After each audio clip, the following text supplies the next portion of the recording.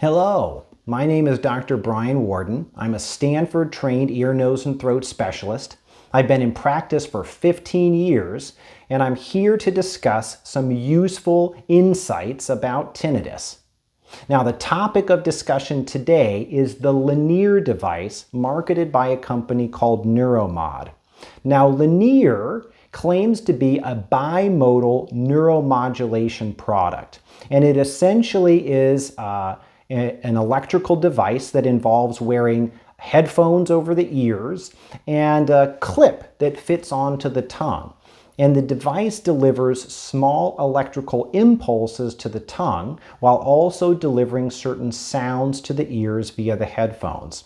And the company NeuroMod claims that this simultaneous stimulation of the nervous system drives neuroplastic changes in the brain that ultimately improve tinnitus.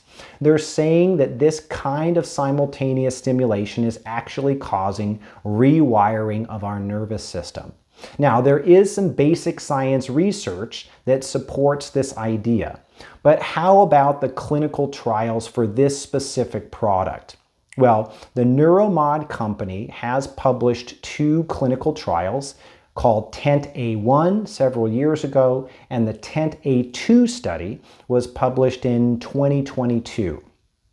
Now, although the TENT-A2 study did on average show that the Lenire device improved the severity of tinnitus, I have several very serious concerns about how the study was conducted. My first concern is that neither the TENT-A1 or the TENT-A2 studies contained a placebo control arm. And what that means is that there wasn't any comparison group with regard to the results of this product. And that is something that is a huge omission for a study evaluating a subjective disorder like tinnitus. So when we do clinical trials evaluating treatments for tinnitus, it's very important to control the results by having a placebo control arm. And that way we can tell the difference between results that are due to the actual product or intervention versus improvements that are just related to the placebo effect. So in the TENT-A2 trial, the absence of a placebo control group really gives us serious doubts about the effectiveness of this product. Were these changes that they observed really related to neuroplastic changes caused by their product? Or is this really just an observation of the placebo effect in a clinical trial? We really don't know. My second concern is that when they recruited subjects with tinnitus, they excluded tinnitus sufferers that wore hearing aids or suffered from other conditions like anxiety, temporomandibular disorder, or decreased sound tolerance. And in the real world, that makes up a pretty significant proportion of people that suffer from tinnitus. So by excluding all of those people from their clinical trial, we really can't say whether or not this device would be helpful for those populations.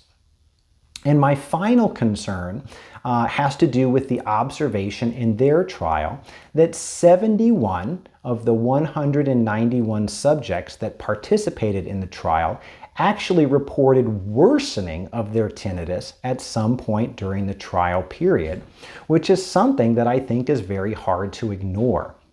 So the bottom line is that although I think this technology has some promise, it is not a product that I routinely recommend for patients suffering from tinnitus because I'm really not convinced that this is a product that's particularly effective, and it is quite expensive to purchase.